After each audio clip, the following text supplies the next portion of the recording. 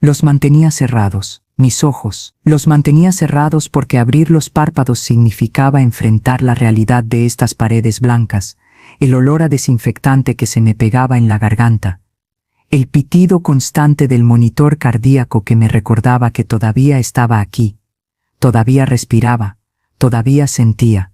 85 años. 85 años de vida que se resumían ahora en esta cama estrecha de hospital, en estas sábanas ásperas que raspaban mi piel delgada como papel de seda. Mis manos descansaban sobre mi pecho, viejas, manchadas, con venas que sobresalían como ríos azules bajo la piel translúcida. Manos que habían trabajado tanto. Manos que habían acariciado las mejillas de mis bebés, que habían cocinado miles de cenas, que habían limpiado, cosido, construido una vida. El aire acondicionado zumbaba suavemente. Era octubre. Pero aquí dentro el tiempo no existía. Podría haber sido cualquier mes, cualquier año. La luz fluorescente parpadeaba de vez en cuando, creando sombras danzantes en mis párpados cerrados. Entonces los escuché. Voces en el pasillo. Conocidas, tan conocidas que me dolió el pecho de una manera que nada tenía que ver con mi corazón cansado. ¿Crees que nos escucha? Era la voz de Patricia, mi hija. Mi pequeña Patricia, que ya no era pequeña. 52 años, casada, 2 hijos propios. Su voz sonaba diferente, metálica, calculadora. No lo creo, respondió Roberto. Mi hijo mayor, 54 años, el primero que nació, el que me hizo madre, el que me enseñó lo que era amar hasta que dolía. Mira cómo está, ni siquiera se mueve cuando las enfermeras entran. Sus pasos resonaron en el linóleo, se acercaban. Mantuve los ojos cerrados, mantuve la respiración constante, lenta. El monitor continuaba su ritmo mecánico. La puerta se abrió con un chirrido que me raspó los nervios. Tiene 85 años, dijo Patricia, y pude imaginarla perfectamente. Su traje sastre azul marino que siempre usaba para asuntos importantes, su cabello castaño perfectamente peinado, sus labios apretados en esa línea delgada que formaba cuando estaba concentrada en algo. No durará mucho, no durará mucho. Las palabras flotaron en el aire como hojas muertas, tan simples, tan frías, como si hablara del pronóstico del tiempo, de la fecha de vencimiento de la leche. Algo se quebró dentro de mí, no ruidosamente, no dramáticamente, fue silencioso, como cuando una rama cubierta de nieve finalmente cede bajo el peso, un crujido interno que nadie más podía escuchar. Ya hablé con un abogado, dijo Roberto. Podía oír el frufru de papeles. Estaba sacando algo de su maletín. Ese maletín de cuero italiano que le había regalado su esposa por su último cumpleaños. Nos dividimos todo mañana. La casa, las cuentas bancarias, las inversiones. Está todo claro. 50-50. 50-50. Como si yo ya estuviera muerta. Como si mi cuerpo en esta cama fuera solo un obstáculo temporal, una formalidad que pronto se resolvería.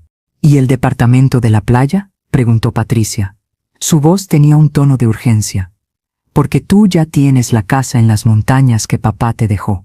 Eso fue diferente, replicó Roberto, y detecté irritación en su tono. Papá me lo dejó específicamente a mí porque yo lo ayudaba con sus negocios. Tú lo ayudabas cobrando, siseó Patricia. Yo fui quien estuvo con él en el hospital durante sus últimos meses. 2 semanas, Patricia. Estuviste 2 semanas. Yo manejé todos sus asuntos durante años. Los escuchaba discutir y era como si alguien hubiera abierto una ventana a un universo paralelo. Un universo donde yo no había criado a estos niños, donde no había pasado noches en vela cuando tenían fiebre, donde no había trabajado 2 empleos para que pudieran ir a buenas escuelas, donde no había sacrificado cada sueño personal para que ellos pudieran tener los suyos. Mira, dijo Roberto, y sus pasos se acercaron más a mi cama. Podía sentir su presencia, el olor de su colonia cara, ese aroma a madera y especias que probablemente costaba más de lo que yo gastaba en comida en un mes. No peleemos. Mamá tiene propiedades por valor de, bueno, ya sabes cuánto. El abogado dice que podemos liquidar todo en menos de 6 meses si actuamos rápido. ¿6 meses? La voz de Patricia sonaba escéptica. ¿No es muy rápido? Es el mercado ideal ahora. Los precios están altos. Si esperamos, podríamos perder valor. Valor. Como si mi vida fuera una acción en la bolsa. Como si el hogar donde había criado a mi familia, donde había puesto cada ladrillo con amor y esfuerzo, fuera solo números en un papel. Abrí los ojos. Solo una rendija al principio. La luz fluorescente me golpeó como un puñetazo. Parpadeé, ajustándome. Podía verlos ahora, borrosos al principio, luego cada vez más nítidos. Patricia estaba de pie junto a la ventana, mirando su teléfono. Llevaba ese traje que le había costado lo que yo ganaba en un mes cuando trabajaba, sus uñas perfectamente arregladas deslizándose por la pantalla. Ni siquiera me estaba mirando. Roberto estaba al pie de mi cama, con papeles esparcidos sobre la mesa auxiliar, papeles legales. Podía ver el membrete de un bufete de abogados. Ni siquiera había esperado a que yo, qué interesante, susurré. El mundo se detuvo. Patricia dejó caer su teléfono. El sonido del plástico golpeando el suelo fue como un disparo en el silencio. Roberto se quedó congelado, sus manos todavía sosteniendo los documentos, su boca abierta en una oeste perfecta de shock. «Mamá», empezó Patricia, pero su voz se quebró. Su rostro, siempre tan compuesto, se había puesto blanco como las sábanas de mi cama. Podía ver el pánico en sus ojos, ese pánico de un niño atrapado haciendo algo malo, excepto que ella no era una niña, era una mujer de 52 años que acababa de ser descubierta deseando la muerte de su madre. No sabíamos que estabas despierta», dijo Roberto, y tuvo la decencia de sonar avergonzado. Dejó caer los papeles. Flotaron hasta el suelo como hojas de otoño. «Mamá, nosotros, ¿cuánto tiempo llevan aquí?», pregunté. Mi voz sonaba áspera, como papel de lija. No había hablado mucho en los últimos días. Cada palabra dolía. Raspaba mi garganta seca. ¿Cuánto tiempo llevan planeando mi funeral mientras yo todavía respiro? «No es así», empezó Patricia, recuperando algo de compostura. Se agachó a recoger su teléfono, evitando mi mirada. «Solo estábamos preparándonos. ¿Para cuándo? ¿Para cuando muera?» Terminé por ella. Pueden decirlo. No voy a quebrarme más de lo que ya estoy quebrada. El silencio que siguió fue denso, pegajoso. Podía escuchar el monitor cardíaco. Mi corazón latiendo más rápido ahora. Pip, pip, pip, pip, pip, pip, pip. Todavía vivo. Todavía aquí. Todavía capaz de sentir dolor. Roberto se acercó, extendiendo una mano hacia mí, pero la retiré antes de que pudiera tocarme. «Mamá, por favor», dijo, y había lágrimas en sus ojos. ¿Lágrimas? ¿Eran reales? ¿Cómo podía saberlo ya? «Estás malinterpretando». ¿Malinterpretando? Una risa áspera salió de mi garganta, más un sollozo que una risa. «Te escuché, Roberto». Los escuché a ambos. Dividirse todo mañana. 50-50. Como si yo fuera. Como si ya no existiera. «Tenemos que ser prácticos», dijo Patricia, y había algo defensivo en su voz ahora. Se cruzó de brazos, ese gesto que hacía desde niña cuando sabía que estaba en problemas, pero no quería admitirlo. «Tú misma nos enseñaste a ser responsables, a planear con anticipación». «¿Responsables?», repetí la palabra como si fuera venenosa. ¿Es eso lo que creen que es esto? ¿Responsabilidad?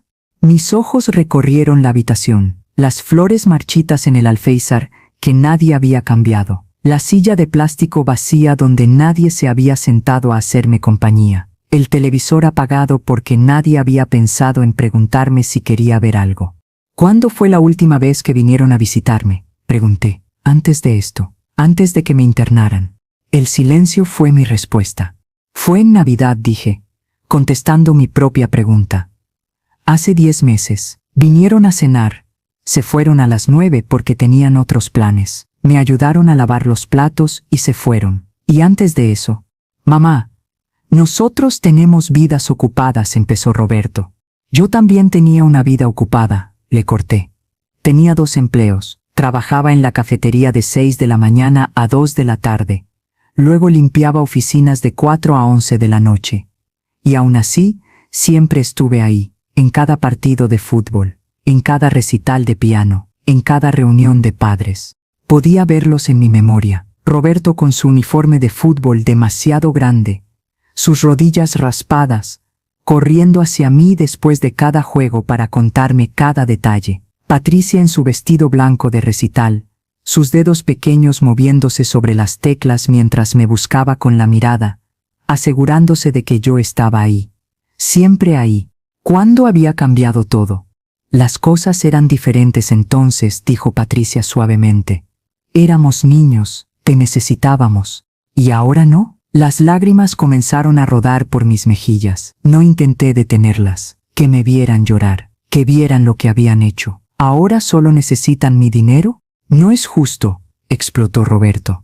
Y por un momento, solo por un momento, vi al niño que había sido. Ese niño, de ojos grandes que lloraba cuando las cosas no salían como quería. Trabajamos duro toda nuestra vida. ¿Es tan malo querer seguridad? ¿Querer asegurarnos de que nuestras familias estén bien? Yo también quería eso.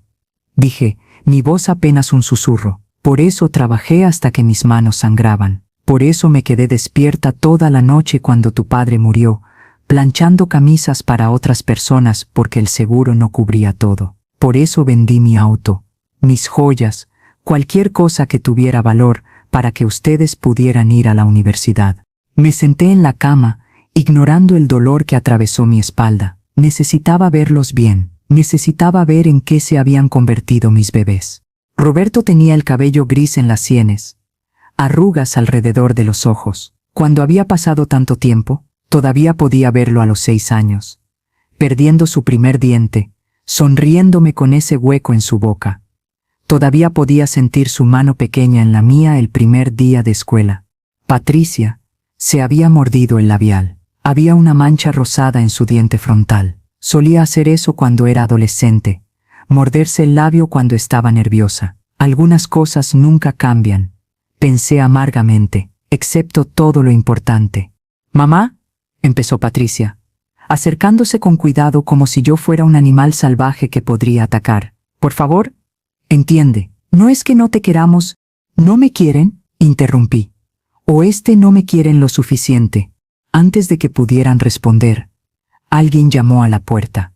3 golpes firmes, profesionales. «Adelante», dije, aunque era mi habitación de hospital y ellos eran mis hijos, pero ya nada era mío, ¿verdad? La puerta se abrió y entró un hombre de unos 60 años, con un traje gris impecable y un maletín de cuero negro. Tenía cabello plateado peinado hacia atrás y lentes de montura dorada. Sus zapatos brillaban tanto que probablemente podría haberme visto reflejada en ellos. «Señora Martínez», dijo, inclinando la cabeza con respeto. «Soy el notario García. Me llamó hace 1 hora». El rostro de Patricia se puso del color de la ceniza. Roberto dio un paso atrás, como si hubiera sido golpeado. «¿Qué?», susurró Patricia. «¿Qué está pasando?». «Su madre cambió su testamento hace 1 hora», dijo el notario García con voz clara y profesional, colocando su maletín sobre la mesa y abriéndolo. «Llamó a mi oficina esta mañana. Fue muy específica sobre lo que quería». «Eso no es posible», dijo Roberto, pero su voz tembló. «Ella está demasiado enferma». «Su madre está perfectamente lúcida», respondió el notario, sacando documentos. «De hecho, fue muy clara sobre sus intenciones. Tengo aquí el certificado médico que confirma su capacidad mental, firmado por su médico tratante hace 2 horas». Sonreí, una sonrisa pequeña, triste, pero real. Porque había estado despierta toda la mañana. Había escuchado a las enfermeras hablar en el pasillo. Había presionado el botón de llamada. Había pedido ver al doctor. Y cuando el doctor vino, le pedí 2 cosas: un certificado de capacidad mental y el teléfono de un notario. «No puedes hacer esto», dijo Patricia. Y ahora había pánico real en su voz. Se acercó a mi cama, sus manos agarrando la baranda. «Mamá, por favor, lo que sea que escuchaste». «Lo escuché todo», dije simplemente. «Cada palabra». «Fue un malentendido», insistió Roberto. «Estábamos preocupados por ti. Solo estábamos mintiendo». Terminé. «Están mintiendo ahora, igual que han estado mintiendo durante años, pretendiendo que les importo, llamando 1 vez al mes, visitando en las fiestas, siempre apurados, siempre con algo más importante que hacer. El notario había sacado todos los documentos ahora. Los colocó en orden perfecto sobre la mesa, cada página alineada con precisión milimétrica. Señora Martínez, dijo, necesito que confirme que estos son sus deseos. Una vez que firme estos documentos, su testamento anterior quedará nulo. Lo confirmo, dije, y mi voz fue más firme de lo que había sido en días. Mamá, espera. Patricia estaba llorando ahora, lágrimas reales corriendo por sus mejillas perfectamente maquilladas. Por favor, no hagas esto. Somos tu familia. ¿Familia? La palabra me supo amarga en la lengua. ¿Es eso lo que somos? Cerré los ojos por un momento, y los recuerdos vinieron como una marea. Patricia a los 7 años, con gripe, yo sosteniendo su cabello mientras vomitaba, limpiando su frente con un paño húmedo, cantándole canciones de cuna hasta que se quedaba dormida. Te amo, mami, susurraba antes de cerrar los ojos. Roberto a los 10, cayéndose de la bicicleta, su rodilla sangrando, sus lágrimas empapando mi blusa mientras lo abrazaba. No me dejes, mami, sollozaba. Nunca te dejaré, le prometía yo. Los cumpleaños, las navidades, los veranos en el parque, las tardes haciendo la tarea en la mesa de la cocina, las noches leyendo cuentos antes de dormir, los abrazos, los besos, los te amo susurrados en la oscuridad. ¿Cuándo se había convertido todo eso en números en un papel? Abrí los ojos. Familia es más que sangre, dije. Familia es quien está ahí cuando todo se derrumba. Familia es quien llama solo para saber cómo estás, no porque necesite algo. Familia es... Mi voz se quebró. Respiré hondo, luchando por mantener la compostura. Ustedes me enseñaron una lección hoy, continué. Me enseñaron que todo lo que construí, todo por lo que trabajé, todo lo que sacrifiqué, no significó nada, porque lo único que les importa es lo que pueden obtener cuando yo ya no esté. Eso no es cierto, gritó Roberto, y había desesperación genuina en su voz. Te queremos, mamá, lo juro.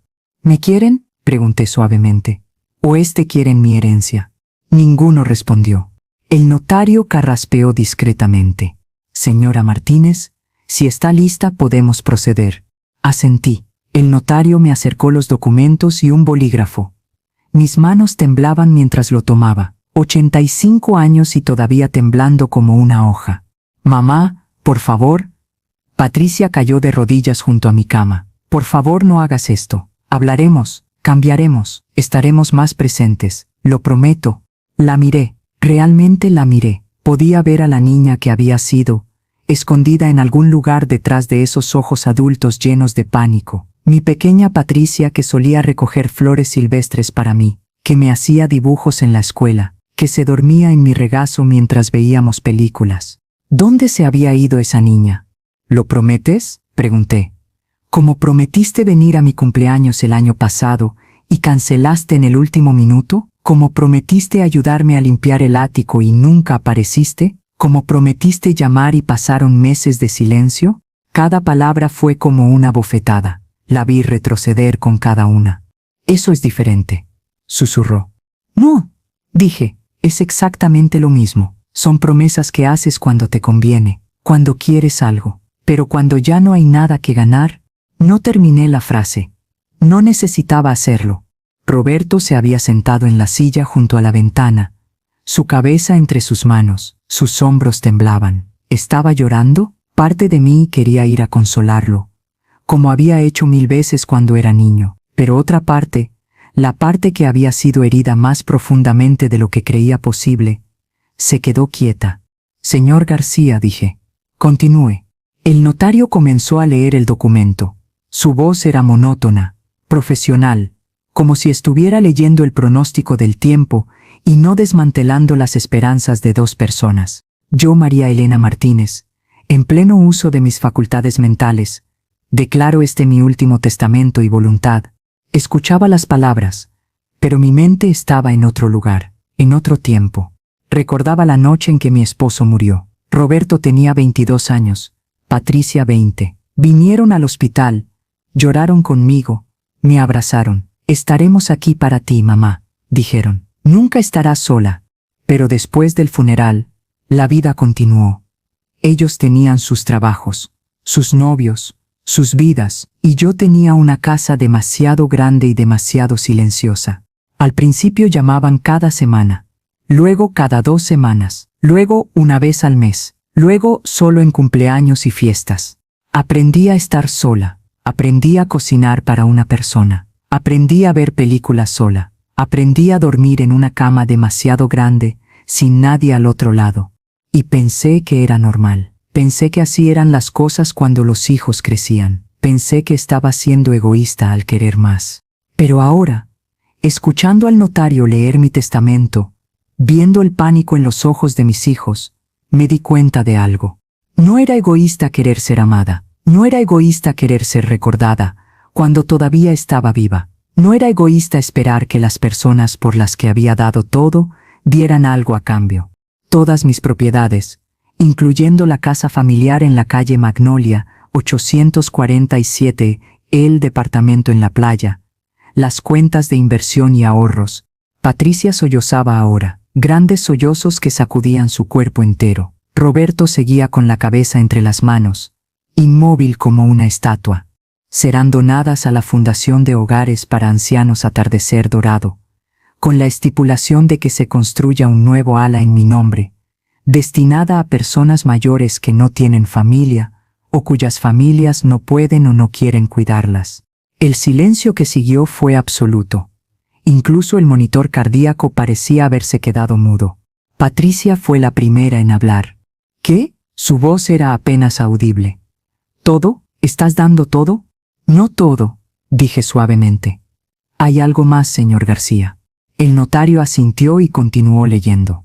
A mis hijos Roberto y Patricia les dejo una suma de $1000 a cada uno, suficiente para cubrir los gastos de mi funeral, porque es lo único para lo que parecen necesitarme para morir de manera conveniente y sin causarles problemas. Patricia se puso de pie, retrocediendo como si le hubiera pegado. No puedes estar hablando en serio. Nunca he hablado más en serio en mi vida, respondí. Esa casa es nuestra, gritó Roberto, poniéndose de pie de repente. Crecimos ahí, nos pertenece. No, dije firmemente, yo compré esa casa, yo pagué cada hipoteca, yo la mantuve. Es mía, y puedo hacer con ella lo que quiera. Después de todo lo que hicimos por ti, susurró Patricia, y había algo oscuro en su voz ahora. Algo feo.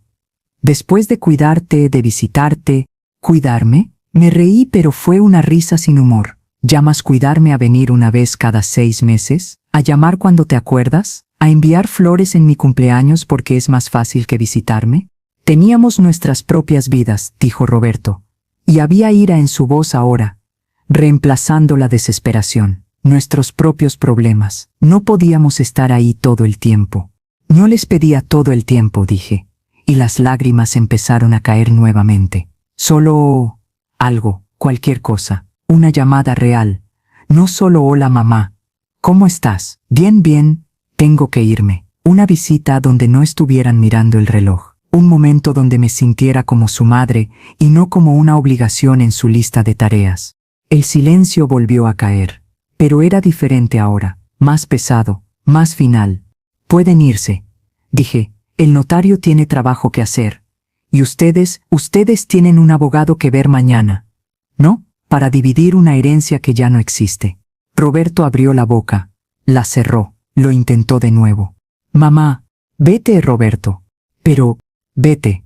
Mi grito resonó en la pequeña habitación. El monitor cardíaco se volvió loco, pitando rápidamente. Una enfermera asomó la cabeza por la puerta, alarmada.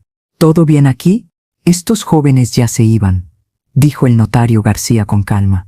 Patricia me miró una última vez. Había algo en sus ojos. ¿Arrepentimiento? ¿Ira? ¿Tristeza? No podía saberlo. Ya no podía leer a mi propia hija. Esto no ha terminado, dijo en voz baja. Impugnaremos el testamento. Diremos que no estabas en tus cabales. Inténtalo, respondí. Tengo certificados médicos, tengo testigos, tengo la palabra del notario. Pero adelante, gasta el dinero que tienes en abogados. Demuéstrame una vez más que solo les importa el dinero. Se fue, sin decir adiós, sin mirar atrás. Roberto se quedó un momento más. Nos miramos madre e hijo, a través de un abismo que parecía imposible de cruzar. Fui un buen hijo una vez, dijo finalmente. Y su voz estaba rota. ¿Verdad? Cuando era pequeño. Fui bueno. Fuiste el mejor, susurré. Fuiste mi sol, mi alegría, mi razón para seguir adelante cuando todo era difícil. ¿Qué pasó?, preguntó. Y las lágrimas finalmente cayeron por sus mejillas. ¿Qué nos pasó? La vida, dije. O quizás fui demasiado buena madre. Te di tanto que nunca aprendiste lo que se siente necesitar. Nunca aprendiste a dar sin esperar nada a cambio. Puedo cambiar, dijo. Dame una oportunidad, por favor. Quería creerle. Oh, cómo quería creerle. Cada célula de mi cuerpo de madre quería extender los brazos y decir, está bien, bebé. Está perdonado. Ven aquí. Pero no podía, no después de escucharlos planear mi funeral antes de que mi corazón se detuviera. Vete, Roberto. Mamá, por favor. Algo en mi voz debe haberle llegado, porque asintió. Se secó las lágrimas con el dorso de la mano, un gesto tan familiar que me dolió el pecho. Te amaba, dijo. Te amo, sé que no lo crees ahora, pero es verdad. Lo sé, dije, porque era verdad. En algún lugar, debajo de la codicia y el egoísmo y los años de descuido, todavía había amor, pero el amor no era suficiente, no cuando había causado tanto daño. Pero amar a alguien significa más que sentir algo. Significa actuar, significa estar presente. Y ustedes no estuvieron. Se fue, la puerta se cerró detrás de él con un clic suave. Me quedé sola con el notario. ¿Está segura de esto, señora Martínez?, preguntó suavemente. Todavía puede cambiar de opinión. Estoy segura, dije, aunque mi corazón estaba rompiéndose en 1000 pedazos. Firmé los documentos, cada página, cada línea. Mi firma temblaba, pero era legible, legal, final. Cuando el notario se fue, me quedé sola en la habitación. Las flores marchitas, la silla vacía, el televisor apagado, el pitido constante del monitor. 85 años de vida, 2 hijos, una casa llena de recuerdos, y al final, nada.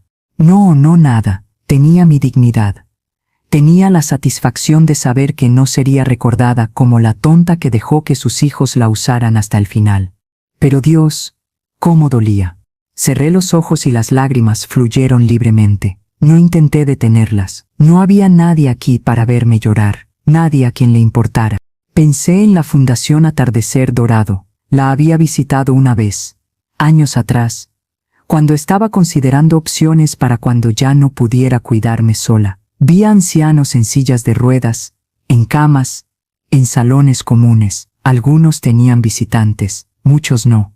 Vi a una mujer, debía tener 90 años, sentada junto a una ventana. Una enfermera le había dicho que su hijo llamaría pronto. La mujer esperaba, mirando el teléfono en la mesa junto a ella. El teléfono nunca sonó. Regresé a visitar el mes siguiente. La misma mujer, la misma ventana, la misma espera. El teléfono seguía sin sonar.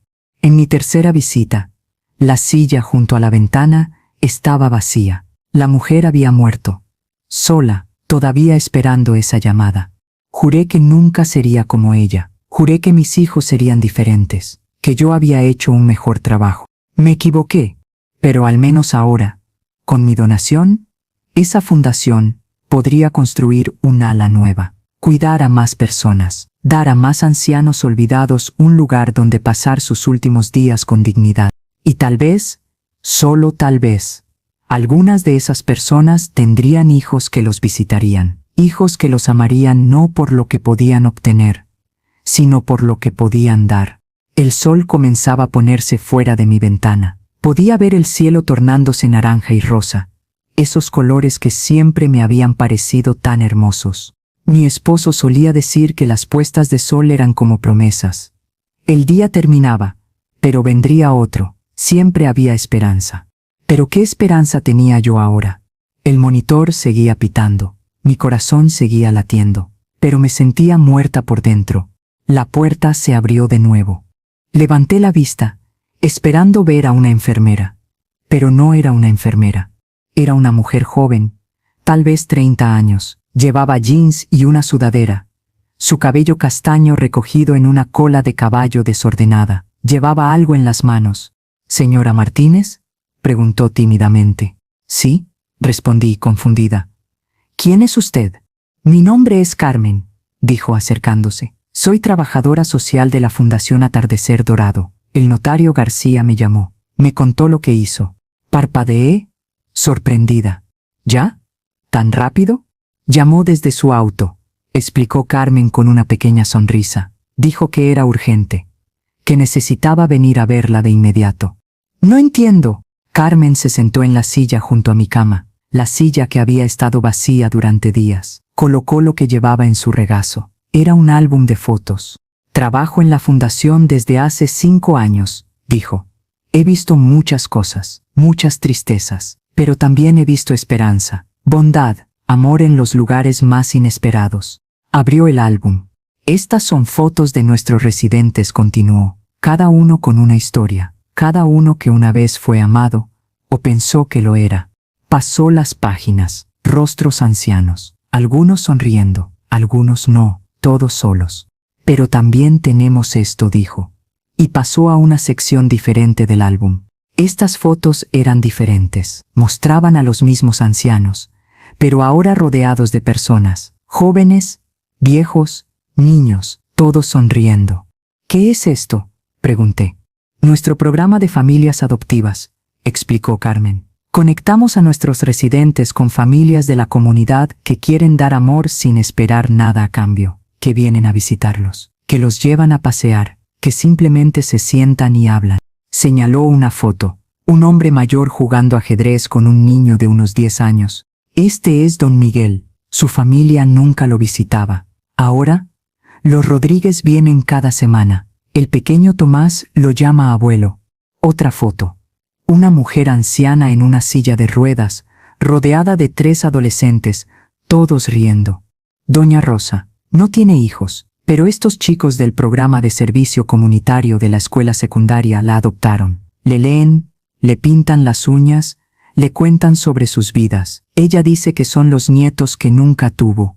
Mi garganta se cerró. No podía hablar. «Su donación», continuó Carmen suavemente, «nos permitirá ayudar a más personas como don Miguel y doña Rosa, personas que fueron olvidadas pero que todavía tienen tanto amor para dar, tanto que ofrecer». Yo empecé, pero mi voz se quebró. Carmen tomó mi mano. Su mano era cálida, suave, genuina. «Sé lo que pasó hoy», dijo. «El notario me contó.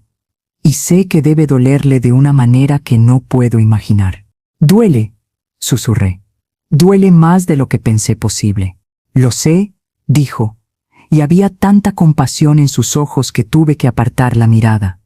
«Pero quiero que sepa algo. Lo que hizo hoy es hermoso, es generoso. Es el acto de alguien que, a pesar de haber sido herida, todavía elige el amor». «No se siente como amor», dije. «Se siente como venganza». «Tal vez sea un poco de ambos», admitió Carmen. «Y está bien estar enojada. Está bien herida. Está bien querer que sientan aunque sea una fracción del dolor que le causaron». Me miró directamente a los ojos. «Pero también es amor, porque eligió usar su dolor para ayudar a otros, para asegurarse de que otras personas no terminen tan solas como se sintió usted». Lloré entonces. Lloré como no había llorado en años. Grandes sollozos que sacudían mi cuerpo entero. Carmen no me soltó la mano. Solo se quedó ahí, sosteniendo, dando testimonio de mi dolor. Cuando finalmente me calmé, me sentía vacía, agotada, pero también ligera, como si hubiera dejado ir algo pesado que había estado cargando. «Hay algo más», dijo Carmen después de un momento. «Algo que quiero preguntarle». «¿Qué?». «La fundación nos gustaría que fuera nuestra madrina honoraria, que visitara cuando se sienta mejor, que conociera a las personas que ayudará, que fuera parte de nuestra familia». «Familia», esa palabra otra vez. «No sé si puedo», dije honestamente. «No sé si puedo enfrentar eso, ver a todas esas personas solas». «No estarían solas», dijo Carmen. «Y usted tampoco, porque esta es la verdad, señora Martínez. La familia que elegimos a veces es más real que la familia que tenemos por sangre. Sus palabras se asentaron en mi corazón como semillas en tierra fértil. ¿Puedo pensarlo?, pregunté. Tómese todo el tiempo que necesite, dijo Carmen, poniéndose de pie. Pero por favor, piénselo, porque he visto su acta de donación. He visto las estipulaciones, y puedo ver que es una mujer que entiende lo que significa cuidar, lo que significa amar sin condiciones. Dejó el álbum sobre mi mesa. Mírelo cuando quiera, dijo, y si decide venir a visitarnos, solo llame, estaré ahí. Se fue, dejándome sola con el álbum. Lo abrí de nuevo, pasé las páginas lentamente, estudiando cada rostro, cada historia contenida en una fotografía. Una mujer que se parecía a mí, misma edad, mismo cabello blanco, mismas manos arrugadas, pero estaba sonriendo, rodeada de niños que claramente no eran suyos por sangre, pero que la miraban con amor genuino. Un hombre en silla de ruedas, jugando cartas con una familia joven, la forma en que sostenía sus cartas, la concentración en su rostro, la risa de los demás. Una pareja de ancianos que probablemente no se conocían antes de la fundación, ahora sentados juntos en un jardín, simplemente disfrutando del sol. Gente olvidada encontrando conexión, amor encontrando un camino incluso en la soledad. ¿Podría yo tener eso? ¿Quería tenerlo? Cerré el álbum y miré por la ventana. El sol casi se había puesto completamente. El cielo era ahora un profundo púrpura, con solo un rastro de luz en el horizonte. Mañana sería otro día. Mañana tendría que enfrentar las consecuencias de lo que había hecho. Mañana Roberto y Patricia probablemente volverían con abogados tal vez, con argumentos y acusaciones. Pero ahora mismo, en este momento, me sentía en paz. Había tomado el control, había hecho una elección, y si esa elección era la correcta o no, el tiempo lo diría. El monitor seguía pitando, mi corazón seguía latiendo. Todavía estaba viva. Y tal vez, solo tal vez, todavía había esperanza. La puerta se abrió una vez más. Esta vez era la enfermera de noche. Una mujer dulce llamada Rosa, que siempre me trataba con amabilidad. ¿Cómo se siente, señora Martínez?, preguntó, revisando mi monitor. Cansada, admití. Pero, bien, creo. He tenido mucha emoción hoy, dijo, y había algo en su tono que me hizo pensar que sabía más de lo que decía. ¿Necesita algo para dormir? No, dije. Creo que esta noche podré dormir por mi cuenta. Sonrió. Ajustó mis almohadas. Verificó mi vía intravenosa. Estaré aquí toda la noche, dijo. Si necesita cualquier cosa, solo presione el botón. Gracias, Rosa. De nada, señora. Se fue, apagando las luces mientras salía. Solo quedó la luz suave del monitor y el resplandor tenue del pasillo filtrándose por debajo de la puerta. Me acomodé en la cama, tratando de encontrar una posición cómoda. Mi cuerpo dolía. 85 años de vida, y cada uno de ellos se sentía en mis huesos. Pero mi mente estaba clara. Por primera vez en mucho tiempo, mi mente estaba completamente clara.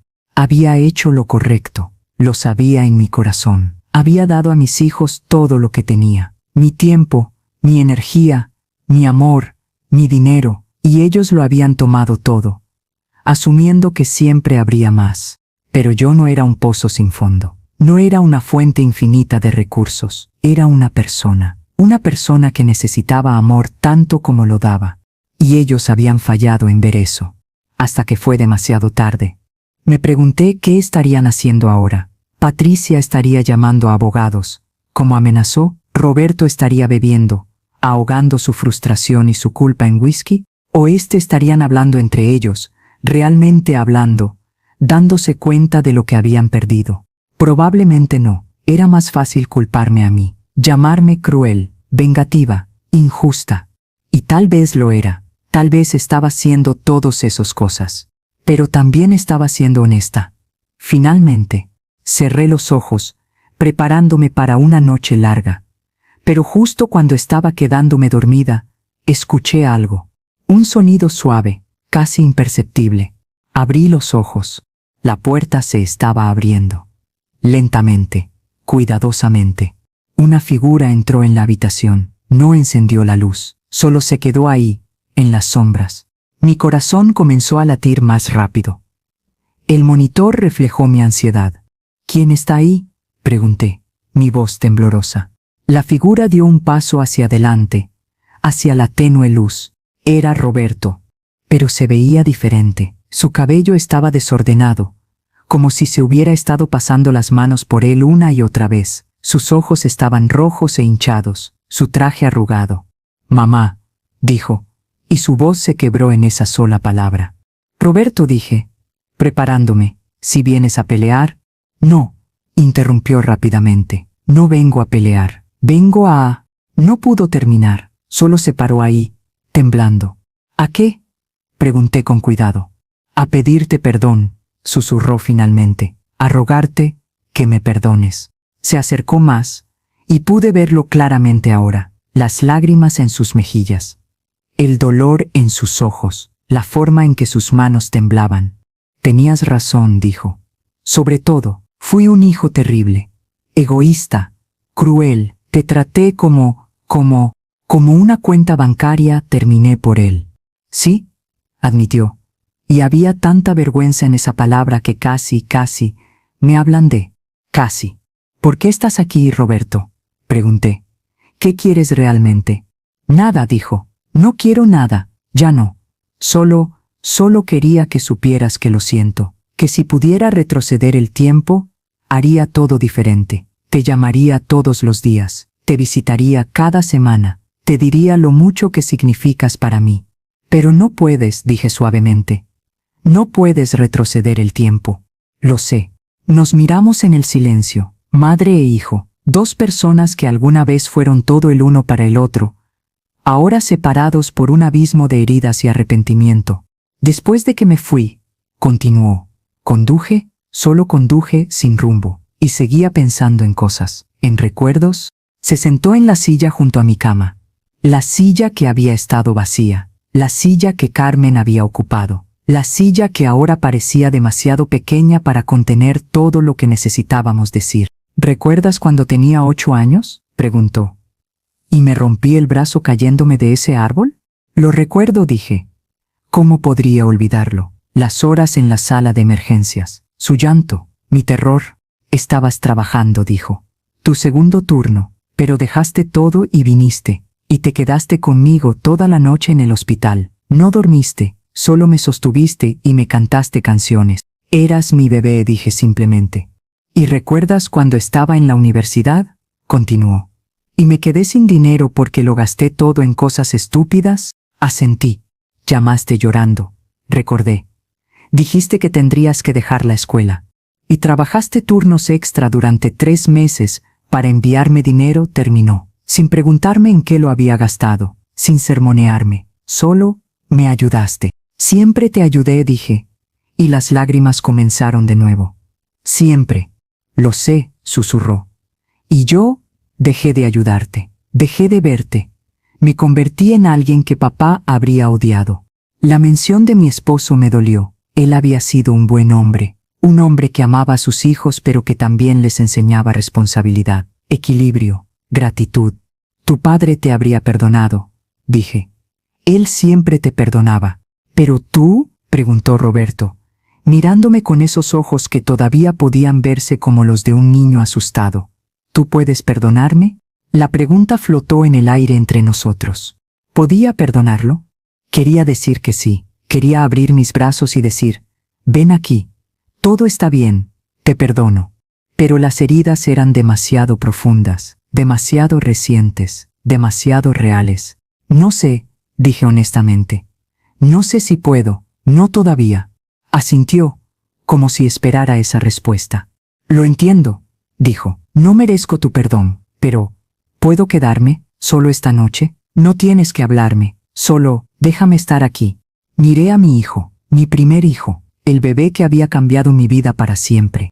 Y a pesar del dolor, a pesar de la traición, a pesar de todo, «Puedes quedarte», susurré.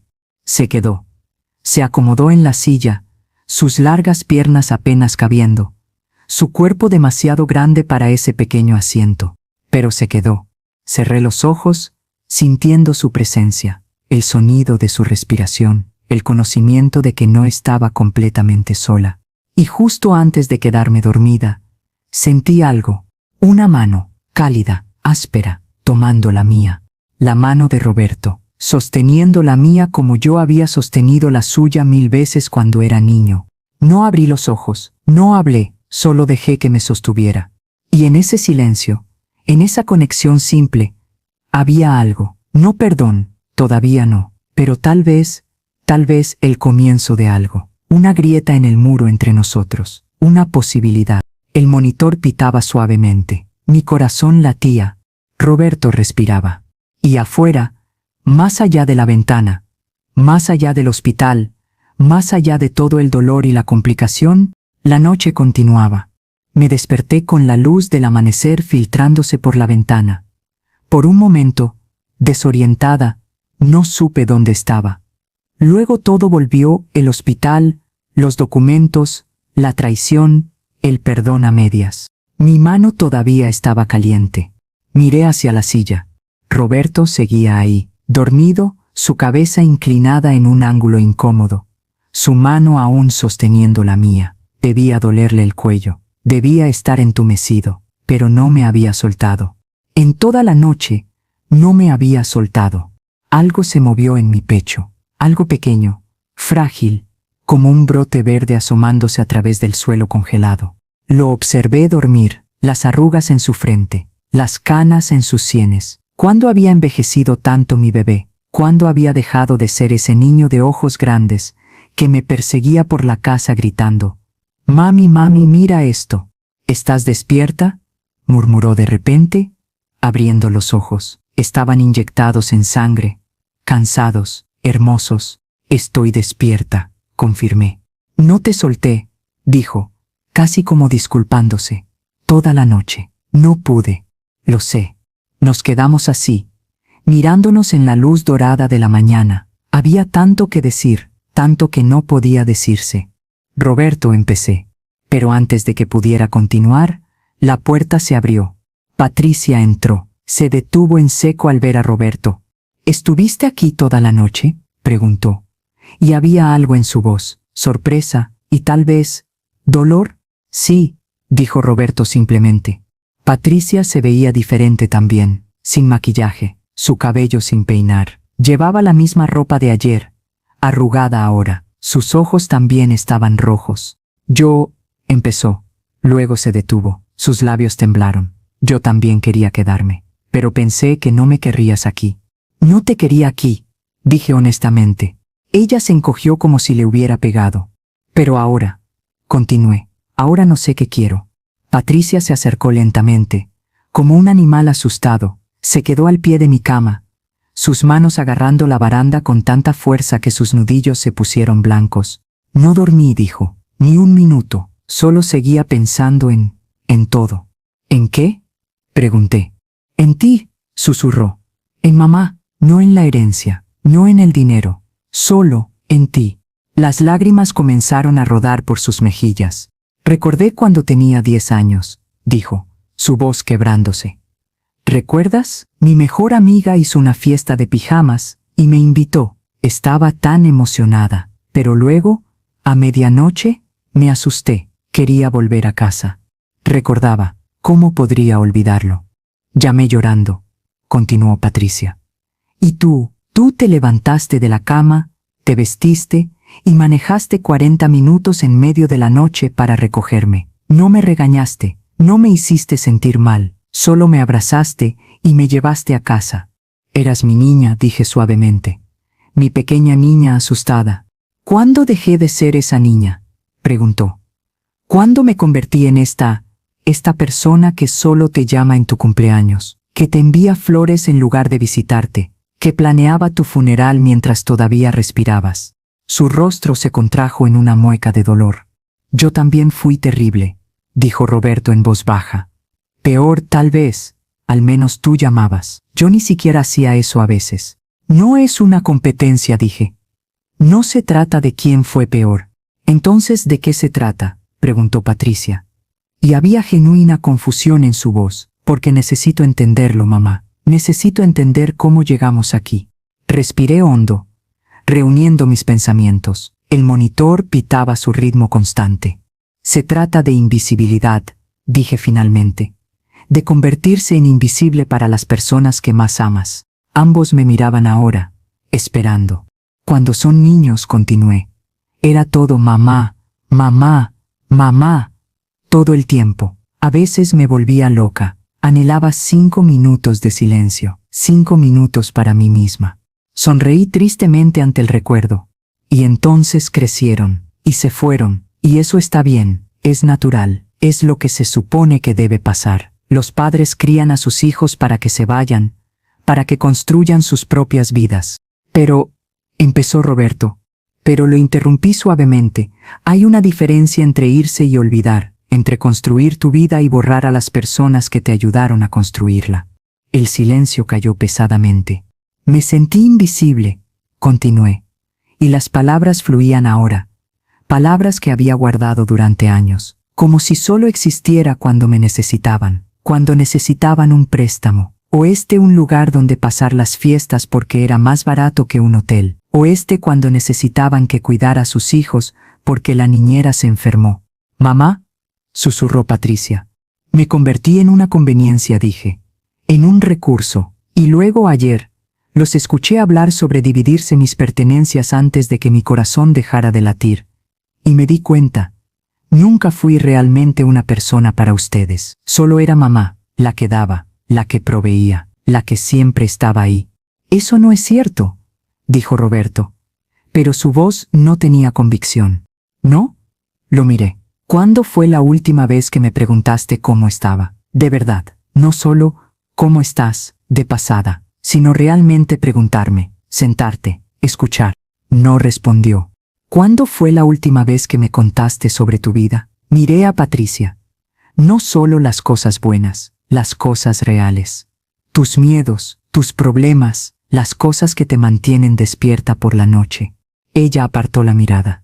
Exactamente, dije, porque en algún momento dejé de ser una persona con quien compartir la vida. Me convertí en una obligación, en una tarea en tu lista de pendientes. Llamar a mamá, listo. Visitar a mamá en Navidad, listo. Las lágrimas fluían libremente ahora por los rostros de ambos. Y lo peor, continué, mi propia voz quebrándose, es que yo lo permití. Me convencí de que así eran las cosas, que estaba pidiendo demasiado, que debía estar agradecida por las migajas de atención que me daban. No eran migajas, protestó Patricia débilmente. No, la desafié. Entonces dime, Patricia, ¿cuál es mi color favorito? Ella parpadeó, confundida por el cambio de tema. Empezó. Luego se detuvo.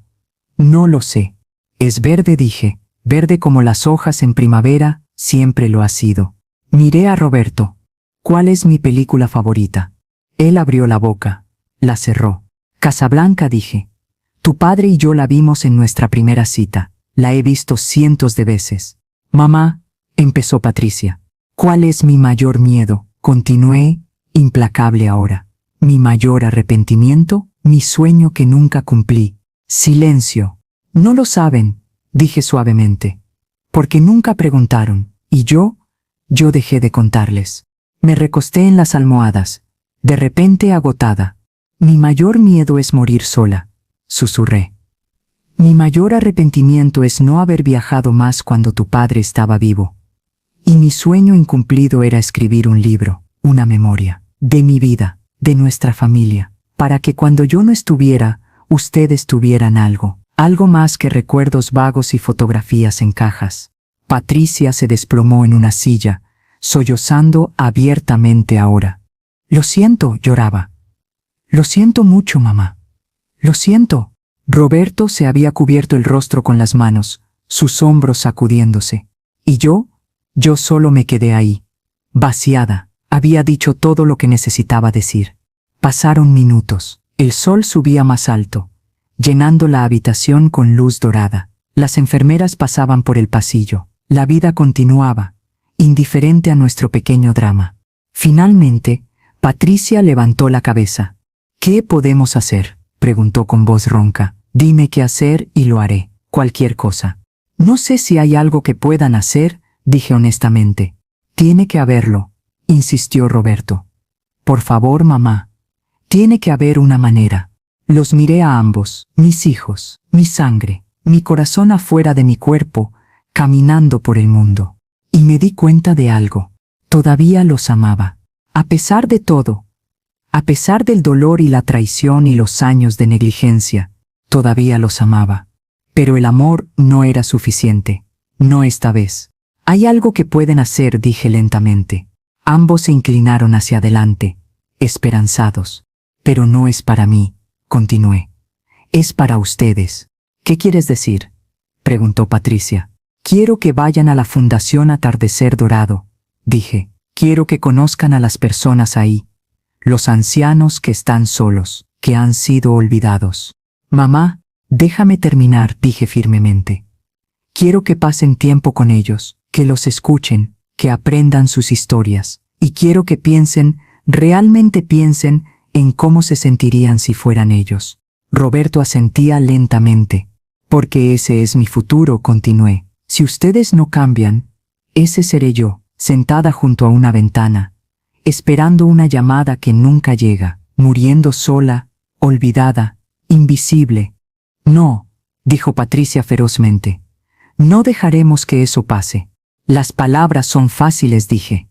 Los hechos son más difíciles. Entonces déjanos demostrártelo, dijo Roberto. Danos una oportunidad, una verdadera oportunidad. ¿Y el testamento?, pregunté. ¿Y la herencia? Patricia se puso de pie. Al demonio con la herencia, dijo. Y había fuego en sus ojos ahora. No quiero tu dinero, mamá. Te quiero a ti. Yo también, agregó Roberto. Mantén el testamento como está. Dona todo. No nos importa. ¿De verdad?, pregunté escépticamente. ¿O solo están diciendo lo que creen que quiero escuchar? Pon a prueba, desafió Patricia. Danos un mes, 30 días. Déjanos demostrarte que esto es real. Miré a mi hija. Realmente la miré.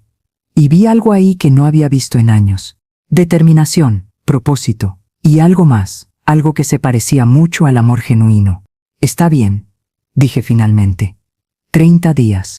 ¿Y entonces?, preguntó Roberto. Después de 30 días, ¿qué? No lo sé, admití. Pero tendremos 30 días para descubrirlo. Patricia se lanzó hacia mí, abrazándome con tanta fuerza que casi no podía respirar. Olía a su perfume caro, pero también a algo más familiar, algo de su infancia. Tal vez era mi imaginación. No te fallaré, susurró contra mi hombro. Esta vez no. Roberto se unió al abrazo, sus brazos largos envolviéndonos a ambas. Te amo, mamá, dijo. Debí decírtelo más, debí demostrártelo más, pero lo haré, lo juro. Y ahí, en ese abrazo torpe e incómodo en mi cama de hospital, con el monitor pitando y el sol brillando y el olor a desinfectante en el aire, algo se curó. No todo, las heridas eran demasiado profundas para eso, pero algo, un comienzo. Los 30 días que siguieron fueron diferentes. Roberto vino todos los días. A veces solo se sentaba y leía el periódico en voz alta. Otras veces me contaba sobre su vida, su trabajo, sus miedos sobre envejecer, su matrimonio, que no era perfecto pero que estaba intentando mejorar. Me escuchaba cuando hablaba. Realmente escuchaba. Patricia traía fotos viejas de cuando eran niños. Nos sentábamos juntas y recordábamos, reíamos, llorábamos, llenábamos los espacios en blanco de años de ausencia. Vinieron juntos a la Fundación Atardecer Dorado. Conocieron a don Miguel y a doña Rosa. A Carmen les mostró el álbum, les contó las historias. Vi algo cambiar en sus ojos, una comprensión, una empatía que no había estado ahí antes. Podría haber sido tú, susurró Patricia, mirando una anciana sola en su habitación, si no hubiéramos despertado, si no nos hubieras obligado a ver. No los obligué, dije. Ustedes eligieron ver. Gracias a ti, dijo Roberto. Nos diste una sacudida, una dolorosa, necesaria sacudida. El doctor me dio de alta después de 2 semanas. Estaba mejor, no curada, nunca estaría completamente curada a los 85, pero mejor. Vienes a casa conmigo. anunció Patricia cuando vinieron a recogerme. ¿Qué? No vas a estar sola, dijo firmemente. Convertimos el cuarto de huéspedes en tu habitación. No es negociable. Pero tu casa. Es nuestra casa, me corrigió. Tuya, mía, de David, de los niños. Familia. Familia. Esa palabra otra vez. Pero esta vez sonaba diferente. Se sentía diferente. Solo por un tiempo, dije. Hasta que esté más fuerte. Por el tiempo que quieras, dijo Roberto. Y cuando estés lista para volver a tu casa, estaré ahí para ayudarte, para visitarte. De verdad visitarte. Han pasado 6 meses desde aquella noche en el hospital. El testamento sigue igual. La fundación todavía recibirá todo cuando yo muera. Pero algo curioso ha pasado. Ya no quiero morir. No de la manera que quería antes. Ya no deseo que todo termine solo para escapar de la soledad. Porque ya no estoy sola. Patricia me llama todas las mañanas. No solo cómo estás, sino conversaciones reales. Me cuenta sobre sus problemas en el trabajo, sobre las peleas con su esposo, sobre sus preocupaciones con sus hijos. Y yo le cuento sobre mis días, sobre el libro que finalmente empecé a escribir, sobre las flores que planté en el jardín, sobre los pequeños placeres de estar viva. Roberto viene a cenar todos los martes. Es nuestra noche. Solo él y yo. Cocinamos juntos, hablamos, reímos. Me enseñó a usar un iPad para que pueda hacer videollamadas con mis nietos. Ahora los veo crecer. No solo en fotos, sino en tiempo real. Sigo siendo madrina honoraria de la Fundación Atardecer Dorado. Visito cuando puedo. Carmen se ha convertido en una amiga querida. Y mis hijos vienen conmigo. Traen a sus hijos. Una generación enseñando a la siguiente sobre compasión, sobre no olvidar, sobre ver a los ancianos como personas, no como invisibles. Esta mañana, en mi cumpleaños número 86, me desperté con la casa llena. Patricia había decorado todo con globos verdes. Mi color favorito. Roberto había organizado una proyección de Casablanca en el jardín. Mis nietos habían hecho un pastel ligeramente quemado pero hecho con amor. Y todos juntos, sentados alrededor de la mesa grande que no había estado tan llena en años, cantaron feliz cumpleaños. Soplé las velas con ayuda. 86, son muchas velas. ¿Qué pediste?, preguntó mi nieta menor, de 6 años. No se supone que deba decirlo, le dije, guiñándole un ojo. Por favor, insistió. Miré alrededor de la mesa. A Patricia, con pintura de cara de cuando los niños la habían maquillado. A Roberto, con una corona de papel que decía mejor hijo que él mismo había hecho irónicamente. A sus esposos, a mis nietos, a Carmen, a quien habían invitado porque ahora era parte de la familia. No pedí nada, dije honestamente, porque ya tengo todo lo que quiero. Y era verdad. No tenía el dinero que tendría si hubiera mantenido el testamento original. No tenía la seguridad de saber que mis hijos cuidarían de mí por obligación o por herencia. Pero tenía algo mejor.